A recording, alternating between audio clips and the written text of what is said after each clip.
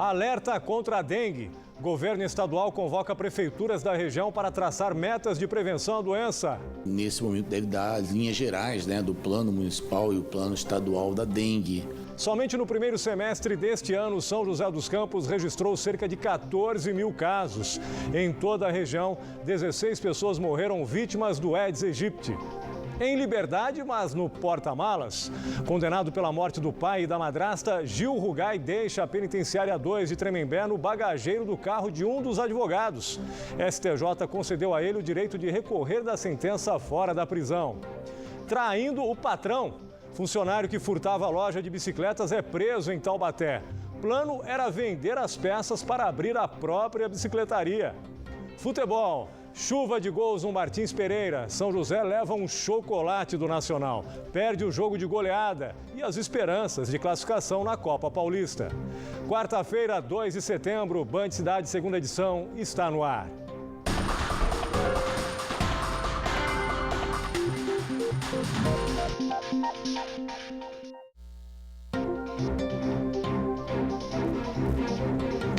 Olá, boa noite. Já está em liberdade o ex-seminarista Gil Rugai, condenado a mais de 30 anos de prisão pela morte do pai e da madrasta. Ele conseguiu na justiça o direito de recorrer da sentença fora da prisão. Quem está na penitenciária 2 de Tremembé e acompanhou toda a movimentação e a expectativa para a saída do ex-seminarista hoje à tarde é a repórter Maria Clara Andrade. Maria Clara, boa noite. Quer dizer que o Rugai saiu então escondido, é isso? Boa noite, Márcio. Boa noite a todos. Exatamente. Gil Rugai deixou a penitenciária de Tremembé hoje por volta das 5h30 da tarde.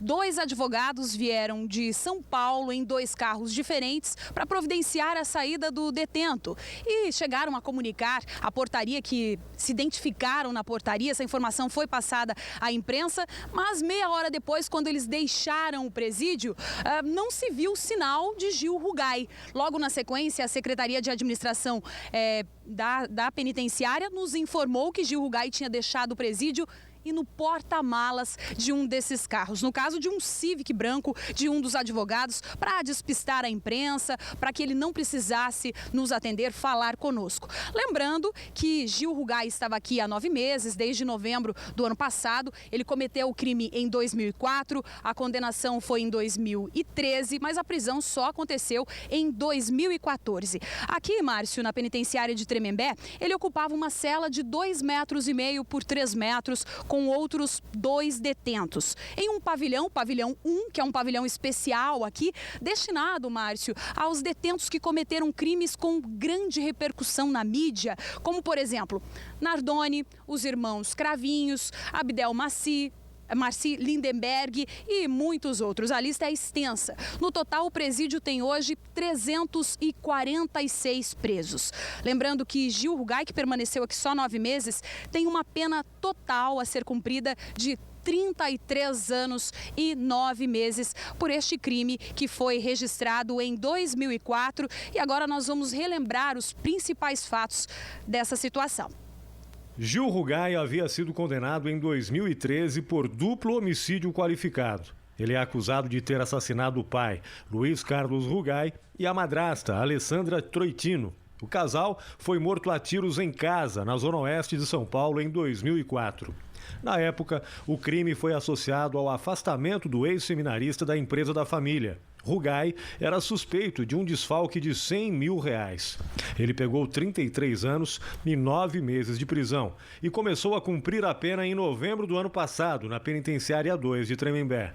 Ontem, os ministros da 5ª turma do Superior Tribunal de Justiça entenderam que Gil Rugai poderia recorrer da sentença em liberdade, como já havia previsto o juiz que o condenou em primeira instância.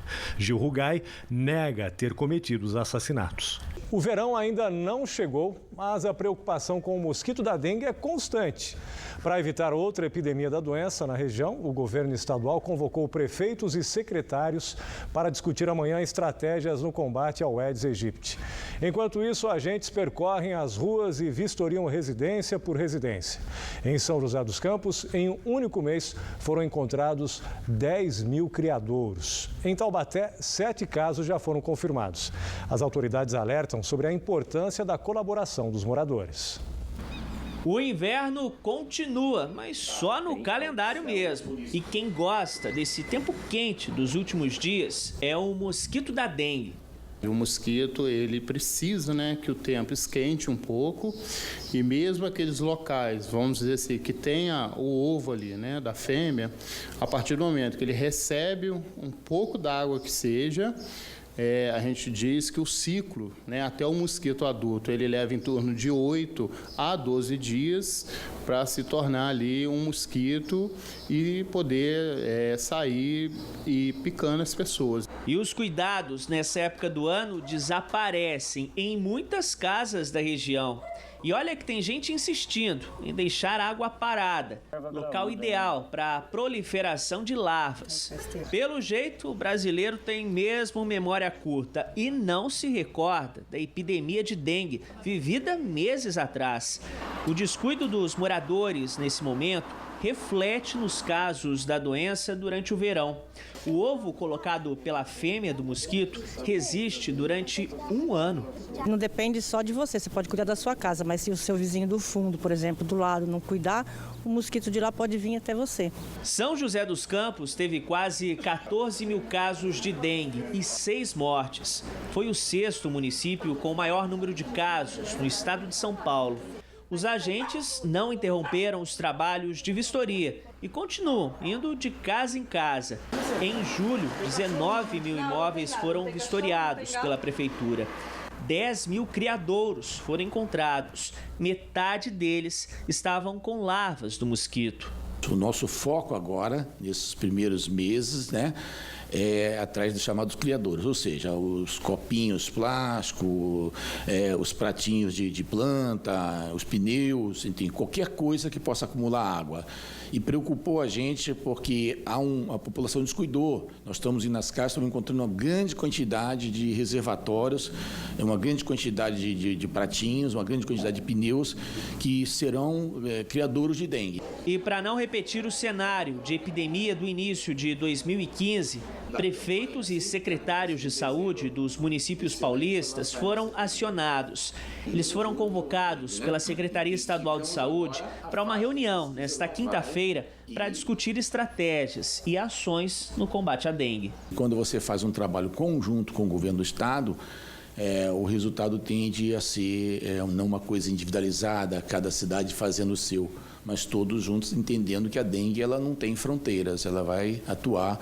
Se o município de São José dos Campos fizer um trabalho e Caçapá fizer outro, Jacareí fizer outro, você pode ter um resultado não satisfatório, porque as pessoas estão fazendo ações diferentes. Paralelo a esta reunião estadual que acontece agora, nesta semana, os representantes dos municípios também estão participando de encontros regionais para discutir o Plano Municipal de Combate à Dengue.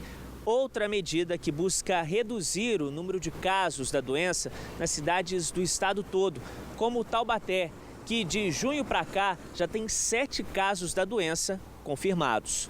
Trocado ideias entre os municípios, porque às vezes pode ter município que fez uma estratégia que deu muito certo e que ela pode servir para aquele outro município. Para que a gente possa, assim, em conjunto, ter um plano estabelecido assim, eficaz no combate à dengue.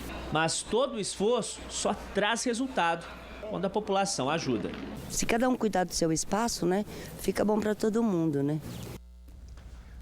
O caso do bebê encontrado morto por coletores de lixo em São José dos Campos não está sendo mais tratado como homicídio.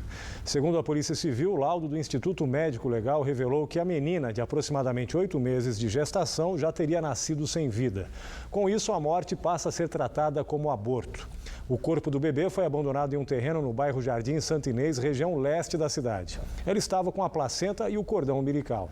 Segundo o delegado Regis Germano, responsável pelas investigações, uma enfermeira já prestou depoimento e mais de 30 denúncias foram feitas sobre o paradeiro da mãe, mas ela ainda não foi localizada. O telefone para denúncia é o 12 3912 1817 e não é preciso se identificar. Logo após o intervalo, fogo amigo.